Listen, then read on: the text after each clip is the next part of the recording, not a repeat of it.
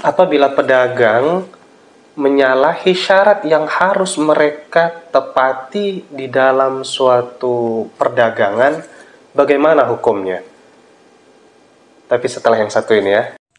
Like, comment, dan subscribe. Assalamualaikum sahabat YouTube semua. Kita jumpa lagi ya dengan saya Muhammad Iqbal di channel Alikna Family. Kali ini sahabat kita mau ngebahas masalah kebiasaan pedagang yang itu sering menyalahi aturan atau kaidah di dalam bermuamalah.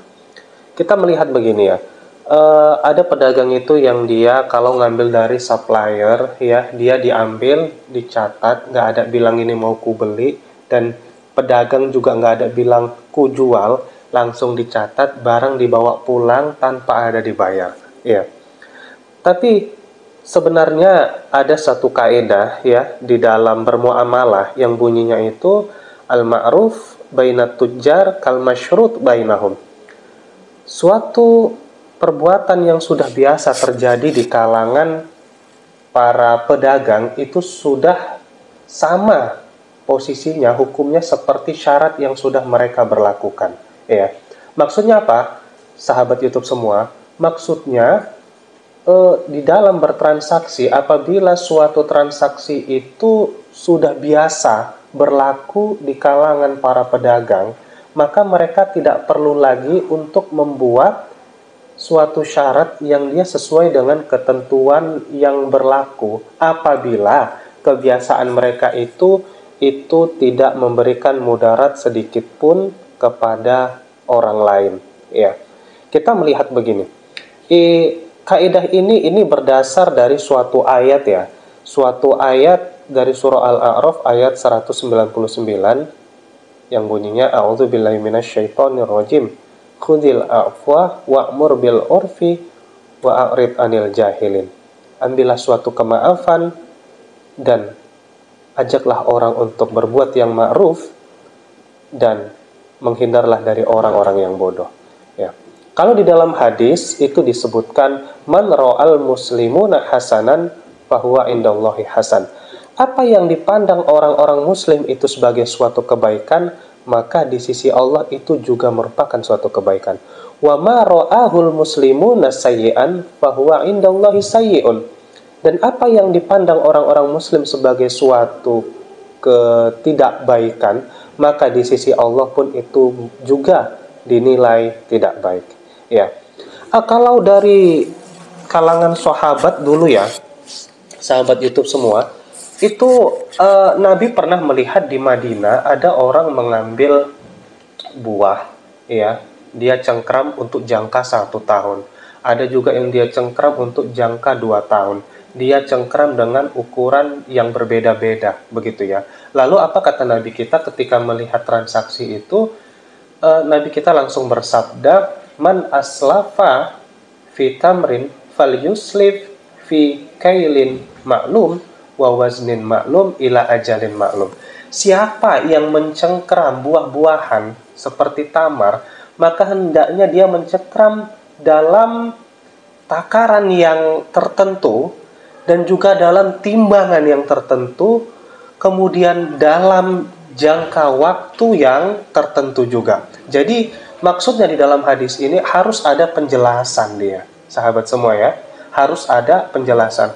Nah, ini menunjukkan apa? Menunjukkan bahwa apa yang terjadi di kalangan pedagang itu, jika sudah terbiasa terjadi di kalangan mereka, dan itu juga tidak ada memudaratkan orang, tidak ada merugikan orang, maka dia akan dipandang sah.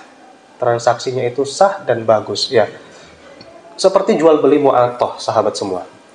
Jual beli mu'atoh, hanya langsung kasih sama kasih, nggak ada bilang transaksi aku beli dan aku jual. Nah, itu sudah terjadi kebiasaan, maka itu sah. Ya, kemudian kita lihat juga begini. Seorang petani yang dia mengambil pupuk dari para pedagang pupuk ya, tapi dia nggak bayar di waktu itu dan juga nggak bilang bahwa mau dibayar kapan. Tapi sudah terjadi tradisi, kebiasaan di kampung itu bahwa kalau petani ngambil pupuk nanti akan dibayar pada saat waktu panen. Maka itu diperbolehkan, sahabat YouTube semua. Ya. begitu dia. Nah, tapi dalam kaidah ini ya, dalam kaidah al-ma'ruf bainat tujjar kal masyrut bainahum, itu ada beberapa syarat. Syarat yang pertama adalah bahwa di dalam transaksi yang sudah terbiasa di kalangan pedagang itu harus mengandung suatu kebaikan atau kemaslahatan dari dua belah pihak ya. Jangan sampai dia ada niat untuk merugikan orang lain atau mencari keuntungan untuk diri sendiri walaupun orang rugi ya, begitu.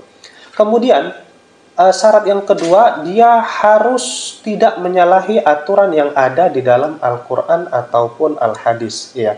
Seperti misalkan ada satu koperasi yang katanya ini terjadi ya, real terjadi di suatu daerah. Satu koperasi yang dia meminjamkan uang dan nanti ketika dibayar harus dibalikkan dengan kelipatannya. Yang kelipatannya ini katanya ini untuk didonasikan untuk fakir miskin dan orang-orang duafa. Ya, itu sudah terjadi kebiasaan. Nah, kebiasaan untuk melipat gandakan itu tadi yang dia menjadi syarat itu sudah menjadi kebiasaan, tapi ini menyalahi aturan di dalam Al-Quran dan Hadis. Kenapa? Karena itu hukumnya sama seperti riba ya. Itu sudah terjadi riba, maka itu tidak dibenarkan walaupun sudah terjadi kebiasaan di kalangan mereka karena menyalahi Al-Quran ataupun Al-Hadis ya. Kemudian syarat yang ketiga, sahabat semua, disyaratkan di dalam bertransaksi yang sudah ma'ruf, yang sudah terbiasa di kalangan pedagang ini, tidak ada niat untuk mengubah kebiasaan yang sudah lama terjadi ya. Jadi misalkan ada orang dia ngambil barang tuh tadi dari supplier ya, ngambil barang dari supplier, tiba-tiba misalkan di suatu tempat itu, di dalam pasar itu terbiasa kalau ngambil di suatu hari maka bayarnya seminggu lagi. Tiba-tiba orang tadi nggak datang dalam seminggu, nggak datang 2 minggu, nggak datang 3 minggu, nggak datang. Ternyata setelah sebulan dia baru datang untuk ngebayar. Lalu dia katakan, aku kemarin ngambil barang itu walaupun nggak aku bilang, tapi aku maksudnya mau ngambil barangnya dan kubayar sebulan lagi loh. Dia bilang gitu. Nah, itu menyalahi aturan, maka itu tidak dibenarkan, itu tidak diperbolehkan. Kenapa? Karena kebiasaan di suatu tempat itu ambil sekarang, bayar setelah 1 minggu. Sama seperti petani juga tadi, ambil sekarang, bayar nanti setelah panen. Nah, apabila nanti pada saat datang masa panen tapi ternyata dia gagal panen, maka dia tetap harus mendatangi si pedagang pupuk tadi. Jangan sampai mentang-mentang perjanjiannya itu atau kebiasaan di suatu kampung itu bayar panen, tapi dia gagal panen lalu dia nggak datang, itu tidak dibenarkan ya. Jadi walaupun dia tidak berhasil panen, tapi karena sudah datang masa panen, waktu sudah panen itu datang, dia harus mendatangi si pedagang pupuk tadi. Oke, baik sahabat YouTube semua, ini dia penjelasan masalah uruf ya, masalah kebiasaan yang terjadi di kalangan pedagang. Oke, mudah-mudahan bermanfaat. Kita lanjut nanti ke part yang kedua ya. Terima kasih. Assalamualaikum warahmatullahi wabarakatuh.